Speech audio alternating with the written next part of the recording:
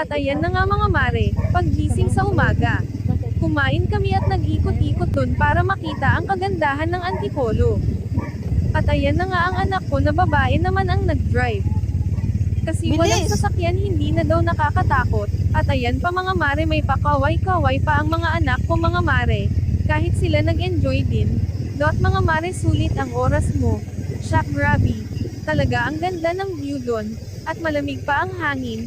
Nakaka-relax mga mare ko. Nawala ang mga pagod ko sa trabaho. Nakalanghap din ng hangin mga mare. Kaya kayo mga mare, habang maaga at may kaya pa maggagala, dot ala isogod na.